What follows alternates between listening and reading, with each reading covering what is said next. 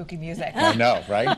We're back now to talk about the haunted history of Connecticut. Yes. The book Connecticut Ghosts explores 31 of our state's most haunted sites. And here to tell us more is author and clairvoyant Elaine Kuzmeskus. Elaine. What are you seeing? I see lots of good things, but I also see the spirits everywhere.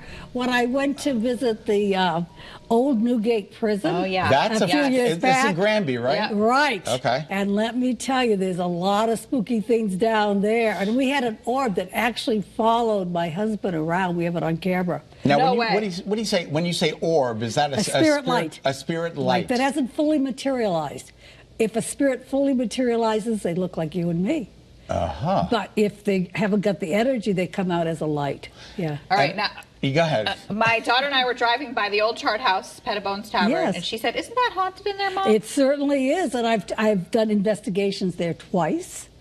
And the first time I brought my meter, my EMF meter, and I went the man was fantastic. He let me go all over the Chart House. We went to the attic, we went to the stables, everywhere. But the most energy, do you know where it was? The dining room. The bathroom. The bathroom has a lot. You're right there. That was the second most. The most was the attic. Yeah. Because it used to be a place for the Underground Railroad. Yes. Okay. And you could feel the heavy energy of the people that were stowed away there. But also the bathroom, because water helps spirits materialize. And there have been more reportings of ladies who go to the bathroom and they comb in their hair. All of a sudden, a spirit shows up in the mirror, or they feel the temperature drop. Isn't that incredible? Yeah. Now, so you're saying an orb is yet a spirit that has not materialized? Well, not completely. So usually spirits, you'll see spirit lights and clairvoyance out there. As you get stronger, you see the outline of spirit than the whole spirit. Are they on their way somewhere? Sometimes just want to say hi. Okay. Are there any spirits here today? Yes, there are, and I had a great time talking with your guests, especially the singer that was just here, Deborah. Deborah, she's wonderful. She had some great spirits around her. Really? Bessie was one that came through. The only spirit I have around me is vodka. Oh, my goodness.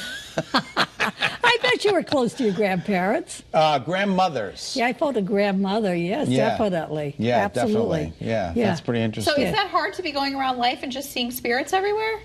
Well, when I'm working, I'm in trance, so that makes it a lot easier, so I don't have to remember everything. Okay, good. But, you do pick up about people. You try to share as much as you can. But I have a good story about the Chart House that involves Channel 3 News. Really? When Hilton Catterley retired, he had been at Channel 3 for 21 years.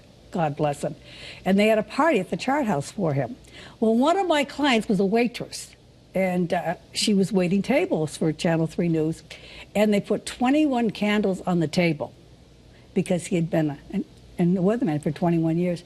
Well, afterwards, of course, she blew all the candles out and she went back to clean up and get the broom and sweep. The candles were lit. No. So she came back and she said, well, I'm going to blow them out again. Maybe I didn't do a good job. Went back to the kitchen, came back. They were lit again. She took a deep breath, blew them out really hard. And she went back to the main room, and she came back. They were lit. She took her apron off, and she went home. She said that was enough for her. So we've got the Chart House. We've got Newgate Prison. Yeah. Give us some other locations. Dudleytown. If you look on the internet, and you ask up by Park Hampstead? Yes, it is. You ask, what is the most haunted town in the United States?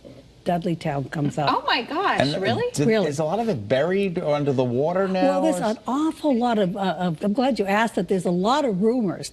One is the feeling that they had built the town over an old Indian burial ground. Okay. Oh, wow. And that's why it's so spooky, but I don't go with that story. All right. I'm a historian as well. I like to do my research. And in 1510, Edmund Dudley tried to assassinate Henry VIII. Do you know anything about Henry VIII? He didn't fool around with him. Just watch the musical Six. See what happened to his lady friends. Right. Well, he was beheaded. And his great-grandson, William Dudley, came over to the New World and built this beautiful home in Litchfield County called Dudleytown. Strange things happened. People got sick. They died. Oh, boy. A Revolutionary War general, General Swift, lived with his wife there. She went stark raving mad. And he later became crazy, too. Up until the 1920s, people were living there. Dr. Clark from New York City came with his wife, and he was a wonderful doctor. He made house calls. And one night he was asked to go out for a few days and help someone. He came back.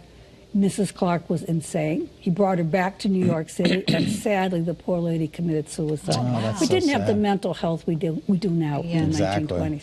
But people were really, I mean, even today, you go to Dudleytown. My husband did the research because he's more of a naturalist than a hiker.